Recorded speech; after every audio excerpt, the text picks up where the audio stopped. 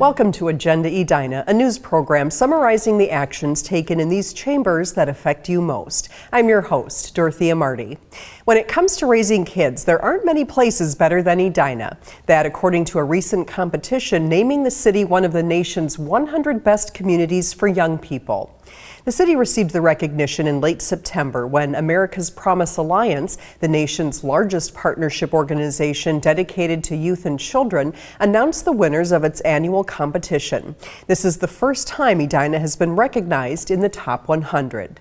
What makes these 100 places exceptional is that each upholds the ideal of community.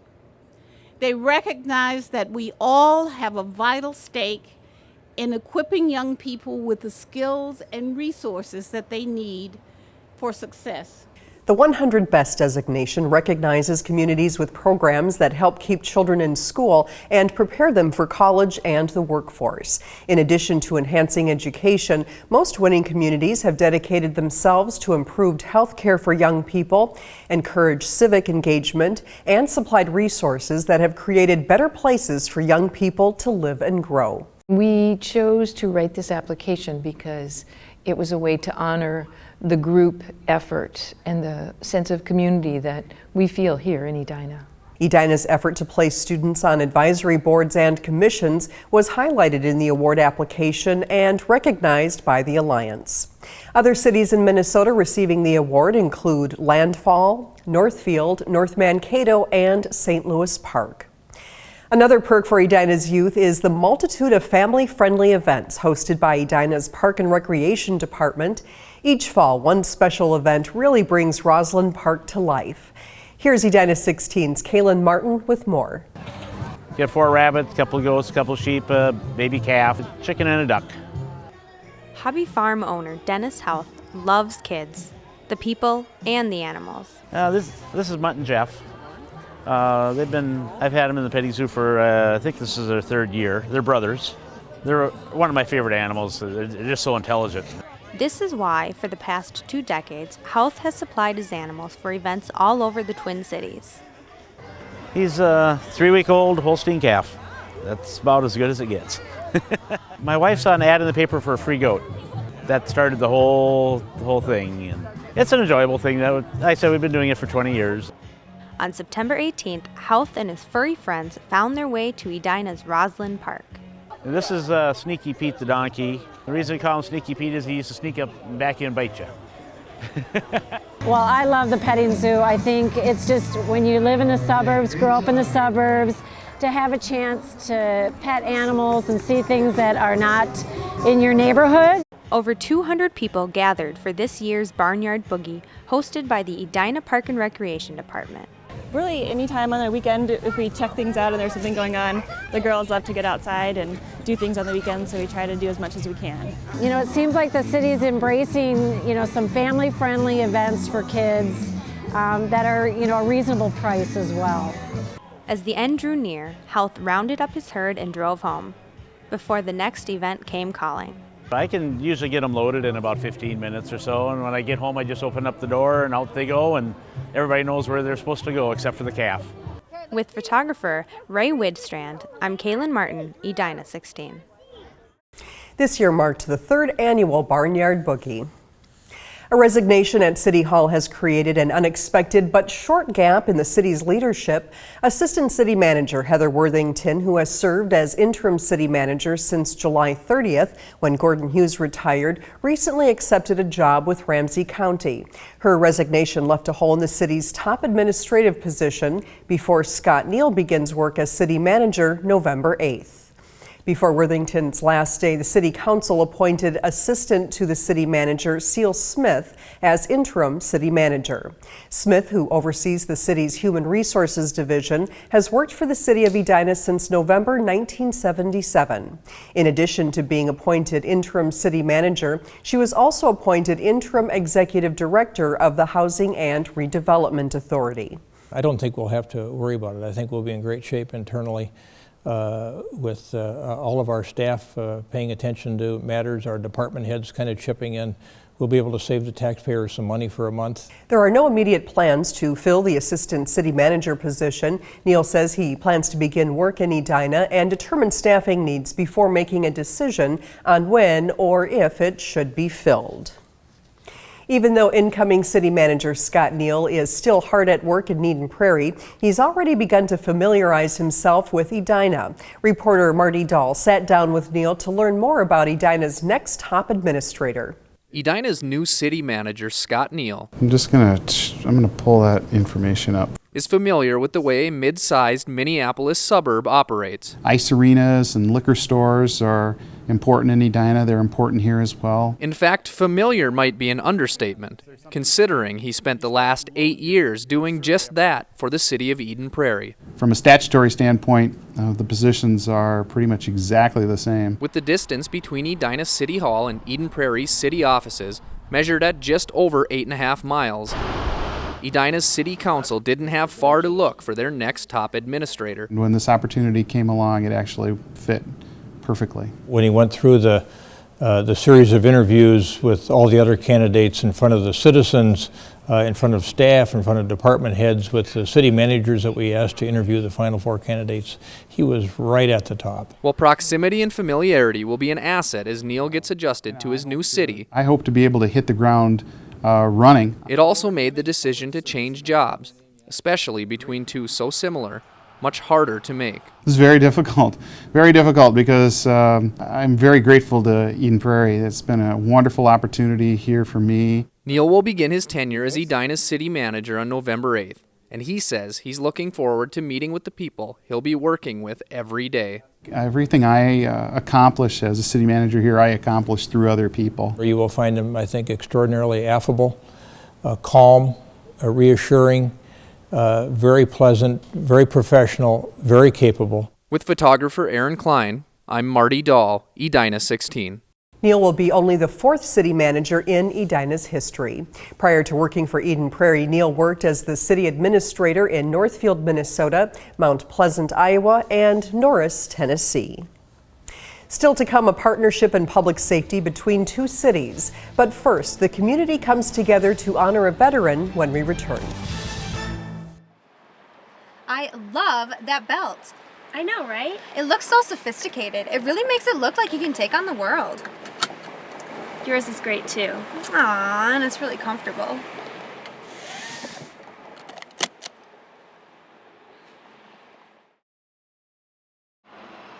Dude, where'd you get that belt? What, this? I've always had this. It's pretty sweet. I bet one would look good on me. Well, there's one just like it right over there. Oh, right on.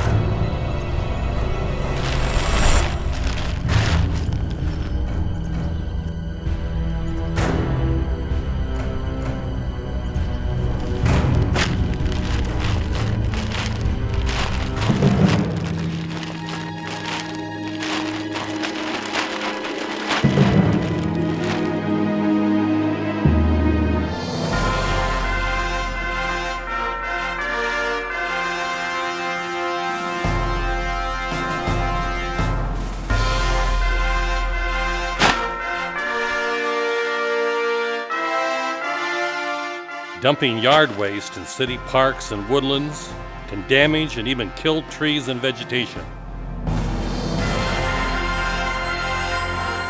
Don't wait for Mother Nature to fight back.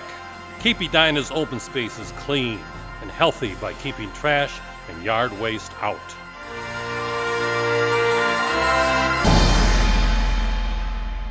Welcome back to Agenda Edina. The Edina Police and Fire Departments interact with residents in many ways. But as Edina 16's Beth Gibbs and Scott Denfeld recently learned, sometimes that interaction can impact a person's life forever. Rob Ballicky didn't expect a thank you. I've wanted to serve my country my entire life. He didn't expect any recognition. It's just kind of something that I just assume, you know, this is my job. Rob joined the Army to do what he always wanted to do, serve his country in uniform. It started just with a desire to serve, and then also just always looking up to the uniformed services, whether it be the firemen or the policemen. Rob says much of that desire to serve came from spending time with Edina Police Sergeant Steve Stroh.